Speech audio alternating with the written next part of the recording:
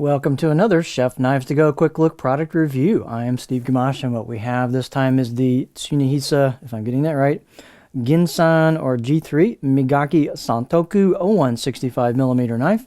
And the way these are made is you have a 3-layer construction on each side of the hardcore cutting edge steel, which is known as Silver 3 or Ginsan or Ginsanko or G3.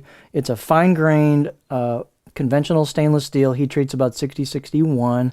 It sharpens up beautifully, almost like a carbon steel, and I should say reactive carbon steel, and it holds a decent edge. I mean, it's not a powdered metallurgy type of steel, but it gets very, very sharp, and it's very easy to sharpen and makes a wonderful kitchen cutlery steel. So you've got that going for this, and then they've got a soft stainless cladding on either side of that core steel. It's hard to see it, but there is a layer there. You can kind of see it right there. So the cladding layer is quite faint, but it is there. So it's all stainless construction. Weight and dimensions can vary a little bit from knife to knife, but this particular one is 140 grams or 4.9 ounces. The edge length is right about 165 or 6.5 inches from the tip to the back of the heel. Overall length are right about 12 inches. And then thickness-wise, this is a fairly stout knife. It's got a thickness of about 2.8 on this sample that I measured above the back of the heel. And I measured about 2.4 halfway down the blade. And then we don't really have much taper or distal taper to the spine thickness. It pretty much holds a lot of that until you get where the knife starts getting ground down. You can kind of see the shadows here, the curvature from the reflections. You can kind of see where that grind starts down in here. So it's not super skinny at the tip, but it thins out pretty well.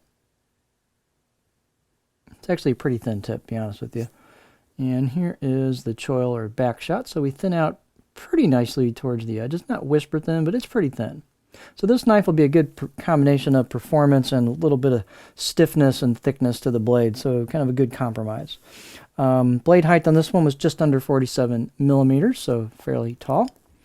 Handle is oval, ambidextrous, kind of a walnut. This is a light walnut, I think is what that is, with a maple ferrule. It almost looks like it might be a laminate. Could even be oak laminate, but anyway, a lighter kind of maple colored ferrule to it. Nice fit and finish on the handle, very smooth all the way around. And they've done a good job of glue up and sealing that tang into the handle. Always check that. If you got some gaps there, fill it in with something so you don't get moisture in there. They did a nice job on this one.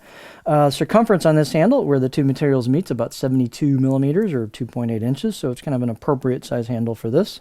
And there's a bit of a spot here between the curve from the choil into the neck where you can put your finger for a pinch grip, so it's pretty pinch friendly. And balance point is, with that kind of shorter blade, is going to be about right there, so a little bit in front of the choil and a little bit behind a pure pinch point. My pinch point's probably about right there, and so it's slightly handle heavy, but not much on a pinch grip. Let's see, let's get a beauty shot here. I can keep from getting fingerprints all over it. Alright, that should be pretty good. It's a little hard sometimes with the lights. But let's take a look. You've got hand engraved or chiseled kanji, which is becoming less and less common. So that's a nice feature on these. You can put your finger over it and run finger over it and feel that raised edges on that. There's your finish going vertical. And I kind of already showed you there's a cladding line there to the core steel. So that's the right side of the blade as you'd be holding it. Here's the left side of the blade. And you've got some embossed kanji there as well. Stamped kanji on there. They've done a little bit of relief to the corners of the spine and a little bit, actually a fair amount of relief, quite a bit actually right here on the curve of the choil into the neck. So nice job there, nice fit and finish. Out of the box edge, I'll give it 5, maybe 6 out of 10. So it's a pretty decent out of the box edge. Let's see what it looks like on the cutting board. So we'll look at the curvature, our profile of our edge. And this is what this one looks like. So typical Santoku fashion, you've got kind of a sheep's foot front, very low tip in relation to the center line of the blade. So it's not going to be a rocker. I can get this particular one, you can see there's not much belly here. So that's not really going to rock real high. I can get over short stuff, but not much beyond that. I'm starting to dig the tip in there to the cutting board. But you've got a pretty nice flattish section towards the back. So this knife will do great for some chopping, push-pull cuts, glide cuts. Tip draws would be great on this. We're going to pull through some ingredients doing that, some food prep. So tip draws would be great on this thing. So that's kind of the orientation of that edge profile. So this is a nice looking traditional wa or Japanese handled package here, all stainless, great steel. This is the Tsunehisa G3 or Ginsan Migaki Santoku 165mm knife.